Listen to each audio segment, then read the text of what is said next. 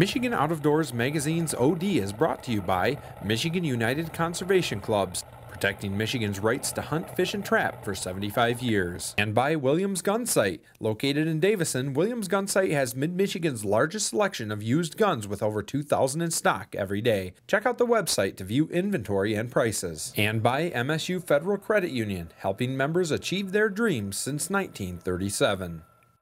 With it being the month of June right now and fishing season is going hot and heavy, we figured we'd bring you a little video that we did for the DNR. It's all about the basics of catch and release fishing.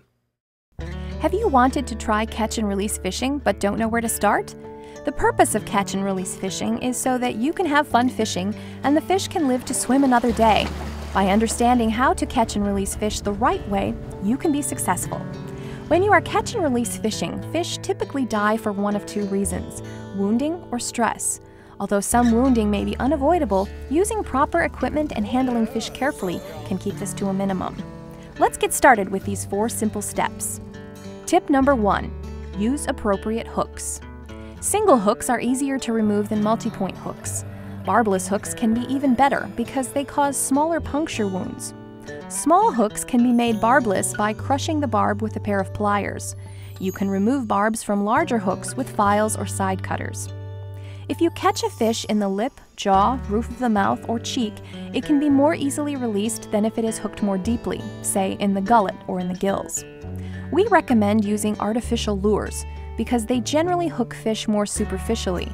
If you use live bait, the fish may swallow it immediately, which can lead to gut or gill hooking. If a fish has swallowed a hook completely, cut the line and leave it. The hook will generally deteriorate over time, and the fish has a better chance of survival than if its organs are torn during the unhooking process. Remove the hook quickly. Needle-nose pliers allow you to release fish with minimal handling. To remove, simply grasp the hook with the tool, hold the fish in or over the water, and twist the hook. Tip number 2. It is better not to net fish that are going to be released. An alternative is to bring the fish up to the side of the boat, grasp the hook, and shake it free while the fish is still in the water.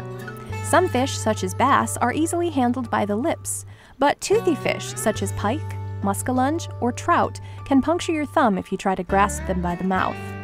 If you use a landing net, make sure it is large enough to capture the fish without hitting it with the net frame. Neoprene rubber net baskets are easier on the fish than traditional twine baskets. Tip number 3. If you wish to photograph the fish before you release it, be sure to handle it carefully. Wet your hands before touching or picking up a fish to prevent the removal of its protective mucus. Make sure you support the fish properly while holding it. Don't hold it by the gills or don't squeeze the fish. Don't let the fish batter itself against the boat or the ground. Tip number 4. Understand stress is caused by a variety of factors, including taking too long to land a fish or catching a fish during periods of warm water temperatures. Bring the fish into shore or to your boat directly and release it quickly. When releasing a fish, slide it gently back into the water. If the fish appears stressed, hold it in the water and gently move it back and forth to force water through the gills. If you are in a river, face the fish into the current, but avoid extremely fast-moving water. In some cases, if a fish is badly hooked, for instance in the gills, or it is obviously stressed, you may not be able to successfully release it. However, in many cases, such as during closed seasons or with a fish that does not measure the minimum length required, you must release it anyway. We hope you enjoy your experience fishing on Michigan's lakes and streams. For a weekly fishing report and tips for fishing success, please visit www.michigan.gov/fishing.